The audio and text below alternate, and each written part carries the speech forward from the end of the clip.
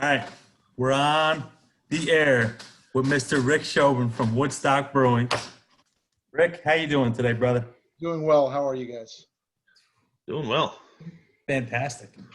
Loving life. Doing all right. Absolutely loving Oh, life. the cycle. I like it. I got one of those as well. I didn't bring Unfortunate. it. I brought me and Charlene. Nice. Unfortunately, Bobby lives out in Rochester, so he found out he's not able to get your beer out there just Yeah, yet. not yet. We're not there yet. We're working on it. We were working on actually distribution to the city the week prior to the coronavirus lockdown, and I had to cancel any meetings and stuff like that. So that Yeah, that does make it difficult. So where are you located in Phoenicia?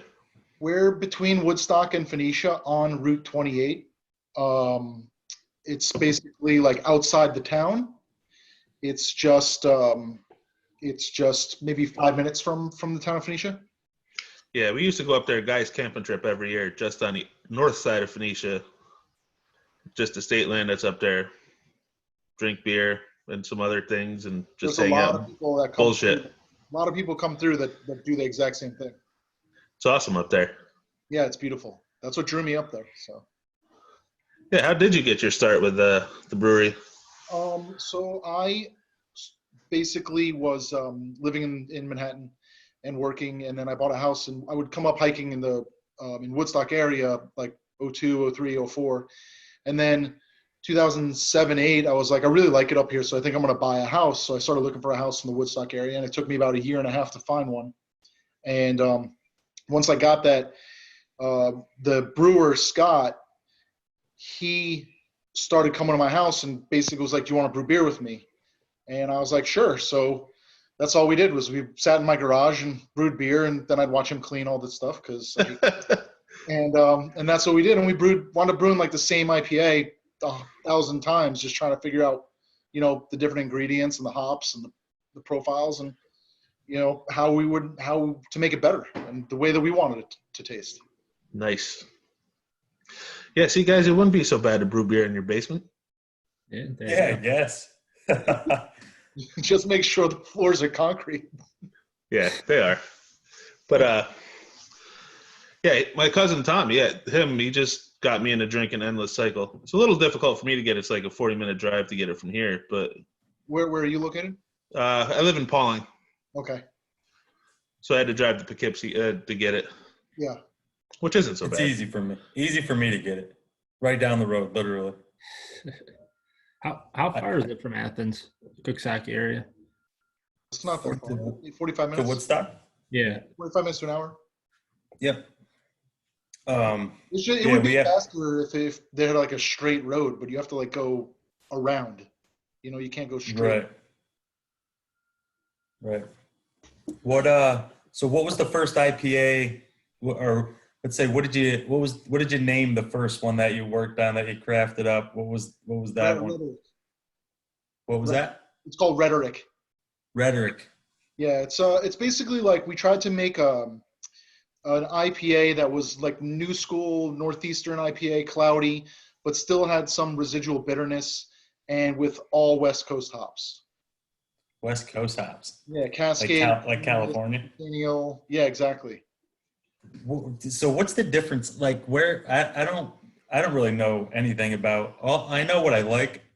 I just discovered IPAs over the winter, pretty much. I used to really drink like ales and pilsners, and then somehow, weird story, sitting in the bar, and a buddy of mine was in there. He orders up an IPA, and I said, "What are you drinking?" It was actually Crossroads Brewing there. He said, "It's called New Normal," and I was like, "How is it?"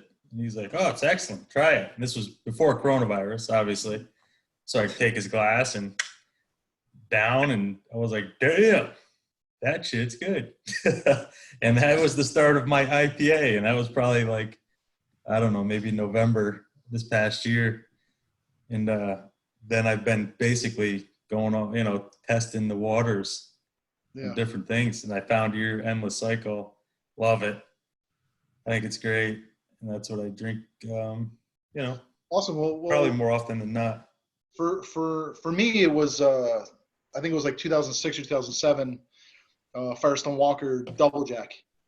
That was like the first super hoppy beer that I tried, and I was blown away, so blown away that I found a place in Oregon that would ship it to me, and I bought a case of it, Yeah. and it costs like 150 for the shipping and like $80 for the beer. So Yeah, that was the problem that we ran into. Bobby ran into in out in Rochester. It was, Yeah. I think it I was was it was looking to more buy to a ship it. 6-pack. It was like $25 to ship it, which I mean, coming this far is not ridiculous, I guess. But when you're paying more for shipping than the beer, you're like, I don't know. yeah, the beer just weighs a lot, you know. Yeah. That's the problem. Yeah. But with as far as Endless Cycle, I mean that beer was the first beer that we made where we thought really represented what we've been trying to do over all the IPAs that we've been making. And even so, with I think we brewed the 8 batches or 9 batches of it. It's probably become our flagship beer, and each one has been different, and each one has been, you know, refined, and we tweak it a little bit. And I think this last batch that we're canning on Thursday, May 28th, is going to be our best batch, and it'll be the final recipe for this iteration. And because you're always like trying to refine it and make it exactly the, you know, we're always critically analyzing it. I can't enjoy an endless cycle. I just sit down and analyze like the finish, bitterness, and the flavor profile, and how soft it is, and how juicy it is. And so we're just constantly trying to make it where we think it needs to be. And I think we finally have hit it. We haven't carbonated it or kegged it or canned it yet, so I'll let you know, guys know on Friday. But we're canning them up on Thursday. So We're gonna if need it's some that of good, I'm those. gonna have to drive to Phoenicia next Yeah, weekend. we're gonna have to taste test that product. yeah, you guys have to let me know. I mean, you guys probably drink it more than I do in an Probably. enjoyable fashion. So Yep. so you just have to let me know which if you know we change it for the better or for the worse. Yeah, we can definitely do that. What about your By Way of Synthesis IPA? That one is also like one of the newer, like we've been kind of shifting how we bitter the beers and when we add the hops and trying to find the right balance. And so I feel like that's a really hoppy beer. It's definitely the cloudiest, haziest beer we've made by far. And I think that us internally as a brewery, like we prefer them to be a little less murky and a little bit more like lighter bodied. And but By Way of Synthesis is like the end of that spectrum where it's definitely hoppy and juicy and fruity. It's just very, very thick. But it's a great beer. People seem to love it, and that's really what's important about it. So I think I'm gonna try that one next. yeah, it's a great beer. I mean, I cracked a can here, and like for me, the IPAs, like I love the IPAs, but when you're tasting them all the time, I just want to drink Pilsner and lager and thing, you know, something that where it doesn't wreck my palate. Yeah, somewhere you're not critiquing yourself all the time. Yeah, well, I brought home a 4-pack of the By Way of Synthesis the other day, and I drank 2 of them, and I don't normally do that. I'll normally like drink 1 of each beer, and I drank 2 of them, and I'm like, this beer is fucking good. So you know, it's just That's how I feel about this one. Like Yeah, this that was fucking like- shit, man. Damn. So how far do you distribute right now? Like a 50-mile radius, or no, we distribute from Westchester to Canada on the eastern New York. oh, okay. Wow. So our distributor is Craft Beer Guild, and they or TJ Sheehan is the parent company, and they have like 4 or 5 different distribution zones in New York. One of them is like the city on Long Island. One is like the Eastern Corridor. One is the Rochester, Syracuse, Buffalo area, and then there's like another one in the middle. So that would be 4, I guess. Excuse me. And we're looking to do one with each one, do a deal with each one of them. It's just making sure that we have the production to satisfy the market that we're in currently. And because of this coronavirus, and also because I feel like our name is getting out there more and our brand is, or people are recognizing that our brand has good beer, or great beer. So our sales have gone up like of cans, like 300% in the last like 4 months. Wow. So it's really trying to balance like satisfying the customers that come in the tap room and making sure that we have enough beer for everyone there, and then getting the stuff in cans and sending it to the distributor. And so it's just Delicate something balance. you have to really learn how to do. Yeah, something you have to learn how to do. So That's probably the toughest part of it all. Figuring out that part. Well, I mean, we have a different. I don't want to say different model. We have a very robust tap room, and so we didn't start canning for the first year and a half that we were open, and we sold 100% or 90% out of the tap room in the first year, and then it's like 70% out of the tap room in year 2, and now we're on year 3, and we're like 50-50, and every year our volumes are going up and our tap room's getting busier.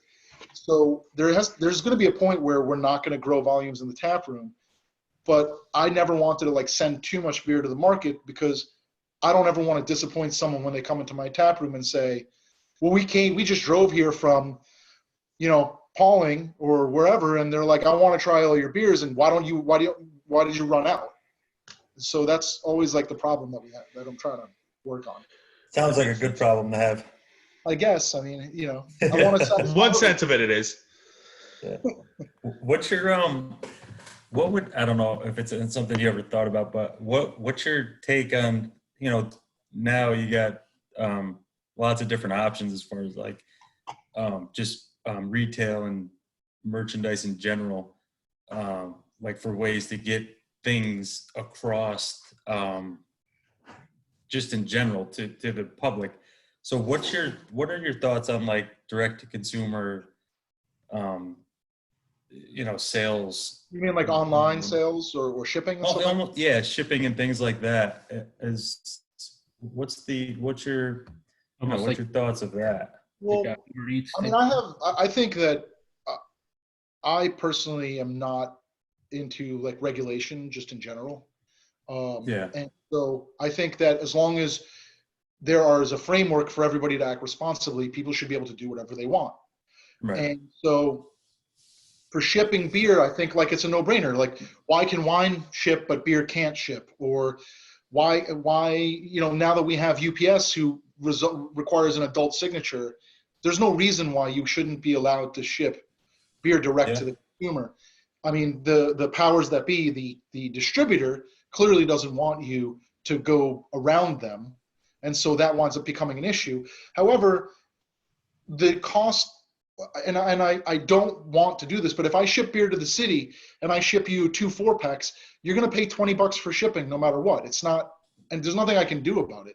And so the cost of if you bought $30 a beer, now it's $50.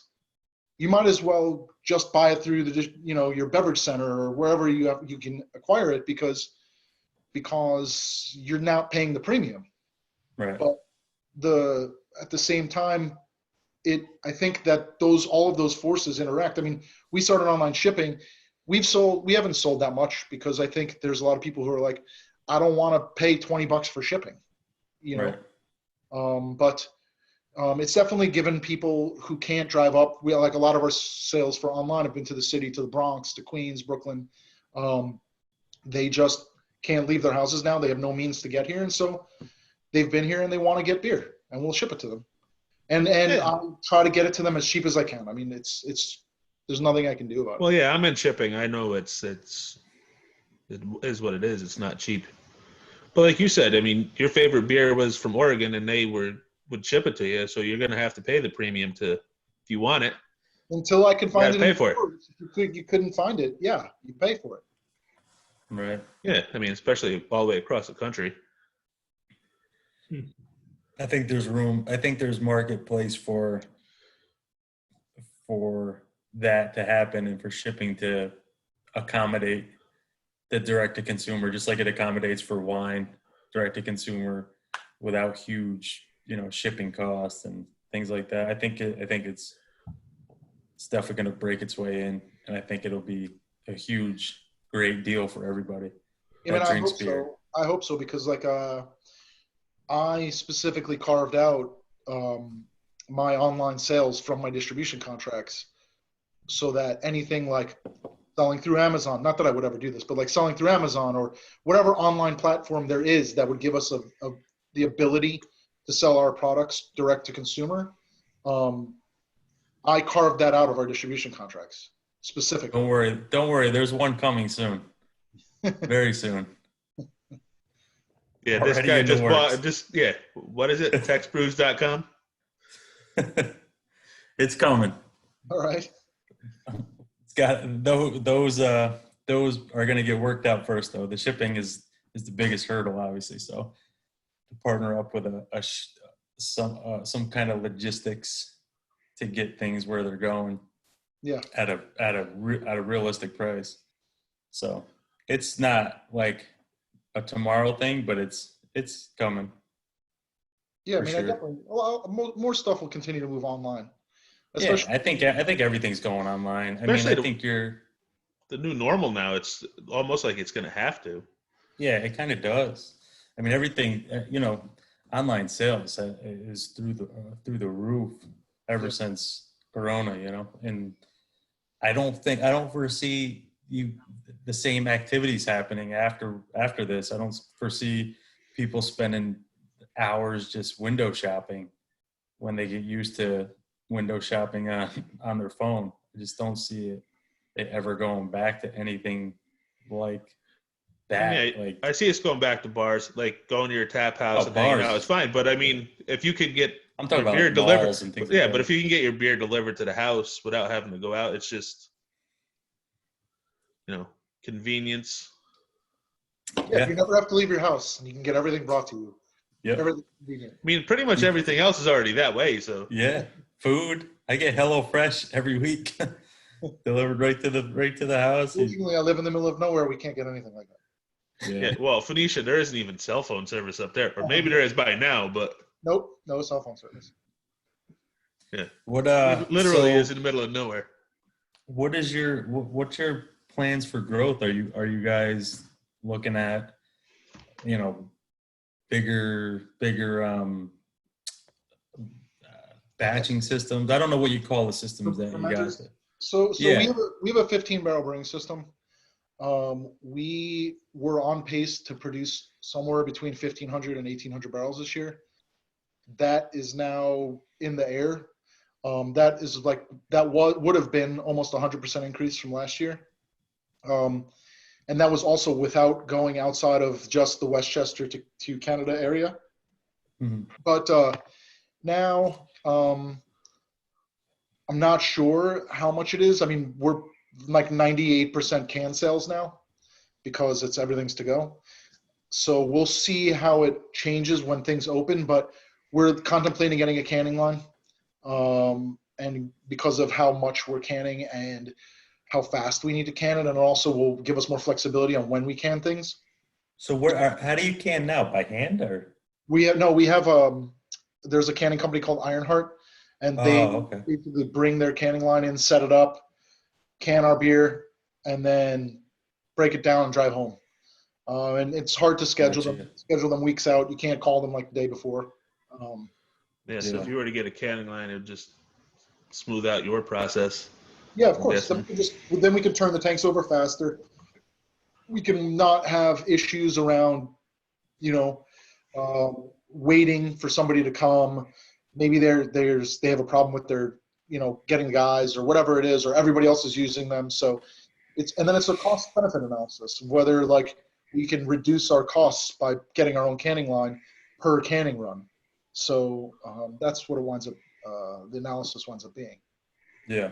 But yeah, I mean, we definitely are also looking at potentially getting larger fermenters. We have 6 15-barrel fermenters and 2 30s, and it looks like we might need to get additional 30s or some 60-barrel fermenters as we expand to, say, the city or to the Western New York, so that we can, basically supply more beer and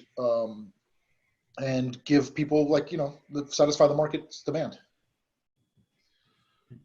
I'm curious. I haven't been to your brewery yet, but I definitely like to get out there after this coronavirus. What do you got for number of beer on tap? I mean, what's the vibe in there? Do you do some food or? Sure. We have about 80 seats. We have inside, and we have another 90 seats outside. We have 170 seats. Wow. We serve food Thursday through Monday. Thursday through Sunday now, or it will be Thursday through Sunday. We have food and beer. We have 16 taps. We usually have one cider on tap. It's not our own. It used to be 9-pin. I think we're going to go with Hudson North cider now. And then we have a fridge for our to-go beer. And basically, we don't have any wait staff. You just come and order at the bar. Go find a table. It's basically a free-for-all. And then we'll give you a number, and we'll give you your beer and a number, and then you just go and sit down, and we'll find you with the food. And if you want more beers, just come up to the bar and order. A lot of people I like that. have an issue with that because they feel like they need to get served or need somebody to come over and take their order. But They're not our kind of people. Yeah. it's like they've never been to a bar before. There's But, restaurants. You're for at that. you're at a brewery. It's not like, you're not going to fine dining restaurant. Well, I mean, the thing is like, it's fine if you want things a certain way, but it's my brewery and the brewer's brewery. Like, we do it the way that we want to. If you don't like it, you don't have to come there. Yes, Right. Exactly. It's just this is our system, and the reason why this system is there is because it's impossible to find employees that show up all the time, and so we have to make do with what we have, and so that's the system that works for us right now. And however, it's been great, and on Saturdays during the summertime, at any given time, we could have 500 or 600 people at the brewery, and they're all sitting around, hanging out, drinking, having a great time, listening to live music. And some people are complaining, which unfortunately I have to deal with, but that's just the nature of the beast in the food service industry. So, or in any service. 100%. Yeah, they're definitely not our kind of people. No, they're not our kind of people. I'd prefer, when I go to a bar or brewery, I would prefer to get my beer and just like that, order my food and go stand at a high top or something like that and pick at the food, because you're there to drink beer or try some different beers and things like that. I mean, if you want to go get fancy dine and serve, then there's plenty of places for that. Well, I mean, we try to accommodate everyone, even people that don't want to drink beer. We have soda we have wine. Yep. We have alternatives. We make lemonade in house, and our food is excellent. It's not like you're not going to get slop on a plate. Like, our food is excellent. It's probably some of the best food in the area, and so I try to accommodate everyone and make everyone have a great experience in our brewery, and that's my goal. Aside from having great beer and great food, it's also experiential. And when you come there, if you don't have a good time, I'm doing something wrong. And so that's all we're trying to do, is improve the experience for everyone, because it's a customer business, Yeah. I don't know what it's called, but I know out here in the Finger Lake region, a lot of breweries, they'll take they'll have one or two taps from another brewery, and then you'll give a keg to, say, that same brewery. So Sure. they have your beer on tap. Do you do anything like that, or? We haven't done any guest taps. We usually have just so much beer and so much variety. I mean, we have 15 different beers on tap. And the funny thing is, of the 15 lines that we have for beer, sometimes only 2 of them are IPAs. Sometimes 6 of them are, but we just kind of keep it fresh. And so, it's not that I don't want to have other people's beer there, but we're trying to get people to come to sample all what we have. And so it doesn't make sense to have other people's beer at this. Yeah, I get it. Now, go ahead. I know Kolsch is seeming to be getting popular. You have anything like that in the works for the summer? Yeah, we have a Kolsch that we almost pretty much have on tap year round. Oh, okay. It's called Look Inside. It's originally been foeder fermented, which is basically our wooden fermenter, but that has now turned sour. And so the microbiome inside the foeder won't allow us to make clean beer there anymore. So the last batch of the Kolsch has become sour, so it's a completely different beer. And so we're going to wind up bottling that and fruiting some of it and cellaring it for a little bit. And so now we're making our Kolsch back in stainless steel. But it's a great beer. People love it. And it's called Look Inside. And if you ever come through, I'm sure you'll enjoy it. Yeah, definitely. What so like is there so you're open all year round, We're open right? all year round, yes. So what is there different kinds of beers that go with different and not trust me, I'm asking this for my own Sure. benefit and for anybody that is going to watch this, but that doesn't know shit like me about beer, just knows that what they like. Is there like certain beers that you put on tap per season or like, what, I mean, obviously you have, like we'll October. have the Oktoberfest and things like Yeah, that, but we like make an what is Oktoberfest. you We, guys we, make an Oktoberfest? we make an Oktoberfest called Stocktoberfest. And Nice. we'll, like during the summertime, we'll make a Hefeweizen. We'll make more seasonal beers. We'll make a lot more fruited sours or lower ABV grisettes or things that are like easier to drink when it's super hot out. And Mhm. then in the fall, we'll make, celebration ales or Oktoberfest or some of the darker beers, Belgian triple, um, things like that tend to be better when it's a little cooler. And as you get towards winter, there's more porters and stouts on draft. So we try to mix it up a lot, and our tap list is really diverse.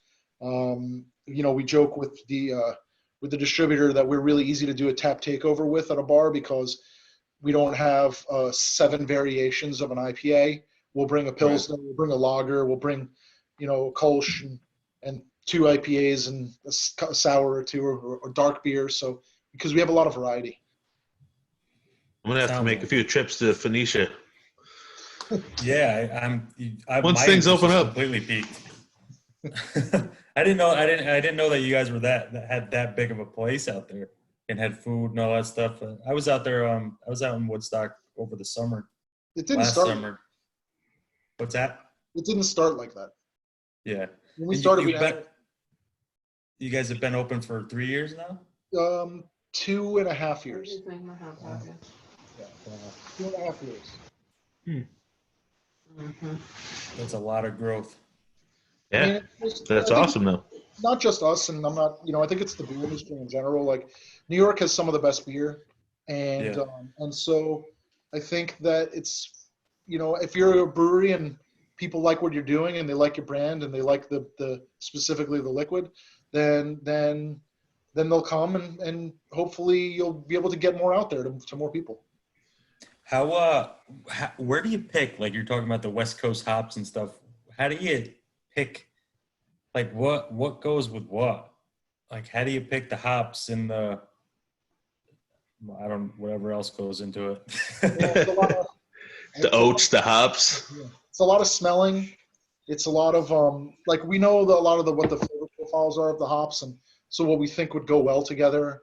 And then once we make the base beer, then we smell it, and we taste it, and we see like what we think, what additional hops it could use in the dry hops, so that would add different flavors and different aromas, which would hopefully complement what we're doing. And most of the time it works, and so every once in a while we've had a miss, but it's not often. But you can't be perfect all the time. So Yeah. You said your brewmaster's name was Scott. yeah, Scott.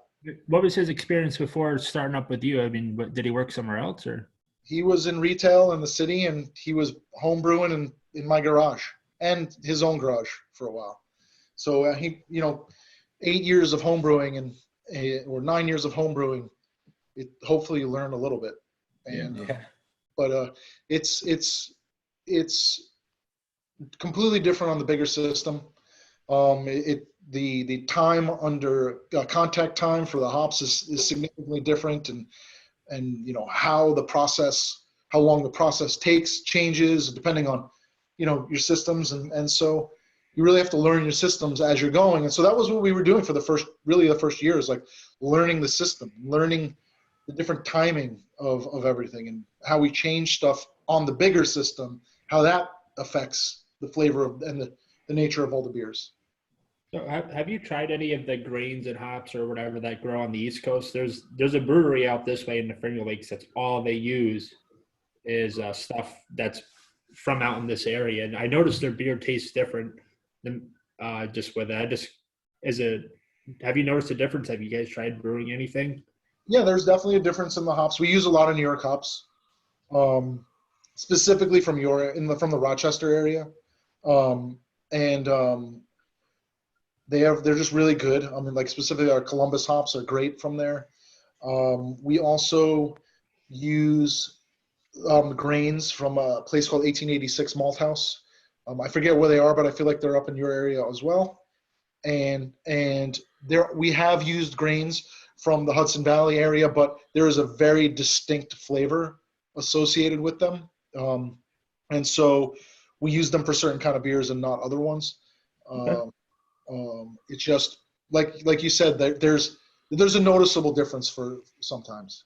Yeah, it's interesting because they use is stuff from out this way, and you can definitely taste the difference in their beer. And they do a low carbonation beer too, which is interesting altogether. But There's a place called Subversive Malting and Brewing. They are a malt house and a brewery. They're in Catskill, New York.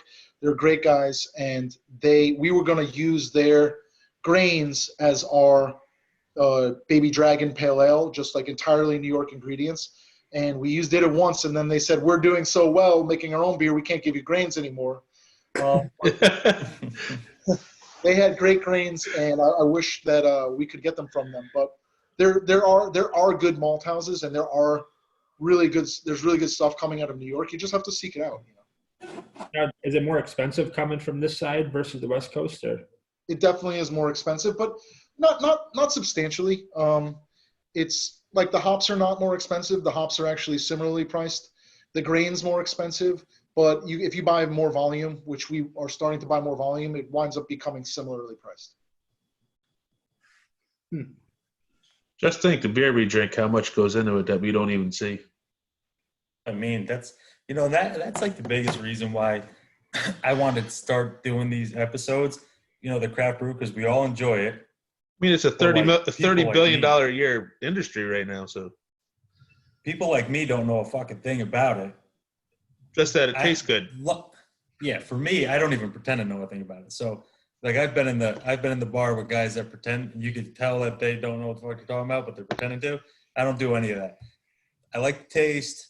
I have no idea why it tastes the way it does. Like the IPA, I don't even know what the dominant taste is in an IPA. Hops. It's the Definitely, hops. definitely the hops. Yeah. And I mean, then they do have a malt backbone, but where's the citrus like the juicy, like I could taste the juiciness in certain IPAs. What is that? Is that like is that actual fruit or? I mean, it usually is not a fruit, but there are IPAs clearly that have fruit in them, but it's just from the hops and the hop timing and when you add it and how much you add. Really? do you guys I mean, do any tours at all of the brew, like the system, like once a month or anything like that, or if anybody wants to walk through and see it? We do and we don't. We try not to give tours just because most of the time people want to do it on Saturdays when it's the busiest time and all of our food runners are running food down the area where, I mean, basically the food runners go through the brewery. So it's disruptive to everyone for us to give tours. Okay. However, we do it and we have other ways to get into the brewery, but usually we require people to like schedule in advance. And we'll give them a 10 or 15-minute tour. But it depends on also what we're doing that day. If we're canning or something like that, we can't really do it. Yeah. But like we just can't do impromptu like stop-in tours usually. So if you really want one, just send an email and remind me that we did this together, and I'll be happy to give you one. Yeah, I mean, I think that would be awesome at some point to just, see the whole process.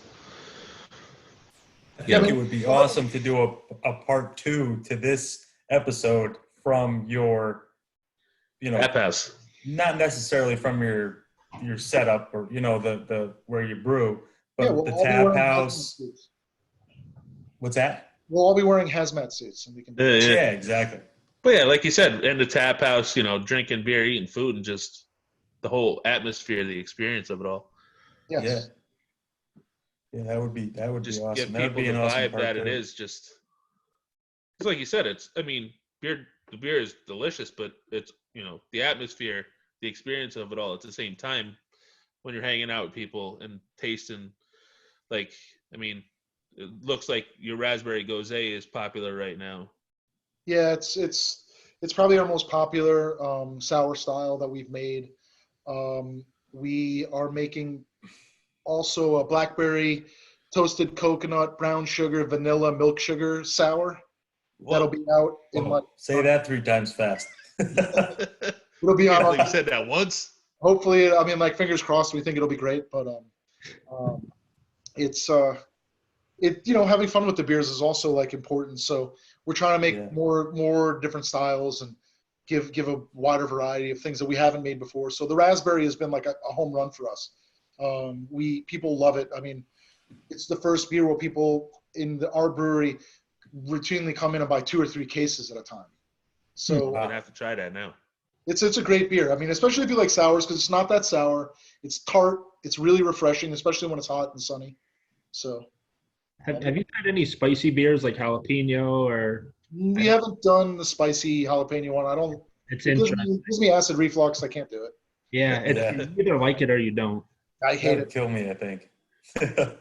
I love hot sauce. I hate the jalapeno beers. Yeah, I agree with you. Some people sit there and drink them all day. I'm like, I don't know how the hell you do that. Really? I've never even heard of it. Yeah, Yeah, never drank jalapeno beer. I don't That's think not I'd something be I would interested. Yeah, it's. I've had a seems to jalapeno be getting margarita. regular this way is every brewery starting to do like a jalapeno or a habanero or something like that. Wow. No thanks. Yeah. Yeah, I'll pass. Heartburn. That would kill me. In here. But one last thing for me. So the last batch of Endless Cycles coming out, what's the time frame before that's in, say, like my area and like a distributor beverage center around here? We're canning it on Thursday. I think the distributor is going to pick it up on Friday, so it might hit stores on Friday. But if I had to guess, it would be the following week. Okay, and how do you know? Like, how do you know? Is there like a different batch on the can or? It just look anything that was canned on May 28th. So it says on here? Yeah, if you turn it upside down. Or look on the I bottom. don't want to do that. It should be a Yeah, date. this one was canned Oh, yeah. 4/16/20. This one too. I don't normally look at that side of the can. I've never looked at that. Nope. Yeah, so That's good. That's just a way to know that the beer is relatively fresh. I usually find that if you leave the beer, if you drink an IPA after about a month to 2 months, that's when it's like drinking at its peak. But you have a good 3 to 4 months where you get like all of the flavor without a lot of gradual decline, especially if it's been stored well. But there's some people that won't drink it if it's past a week, which I don't really understand because the flavors actually develop and the beer is so young and green when we can it right away that it needs to really settle down and it's kind of like a wine, it needs to mature. Nothing like the macro brew stuff. Yeah, I'm not all about those people that, there's those people out there can't drink beer past a week. I ain't about that either. I've let it sit. Whatever they want. I'm not going to complain. I'll let people can do whatever. Well, that's true. Right. But I'm gonna do a personal test, and I'm gonna buy a 4-pack, and I'm gonna sit 2 of them in the fridge. No, you're not. You're not gonna let them go that long. Okay. Well, I'm gonna try my best. You're gonna attempt it. I'm gonna let 2 of them sit there for a month and see if I can figure out a difference. Taste. I'm gonna ask you in a month. You're gonna be like, "No, I drank those like 3 weeks ago." Oh man. Well, this guy's sending me pictures of Endless Cycle every other day. I love it. Look what I just picked up. Me too. It's really citrusy. It's like easy to drink, and it's really refreshing. It's like a good beer. I love it. I think it's great. It's definitely my favorite at this point in time. And I've tried a bunch of them now, over like the last 4 months or so. And that one's definitely, it's got me. I enjoy the New Normal from Crossroads, the Nor'easter from what do you call it, Chatham Brewery there. But this one is the one that when I'm like searching through the beverage center and I see 10,000 cans, I'm just like, no, that's mine. That's the one I want, and I'm out of there, and that's how I feel about it. And I really enjoy it.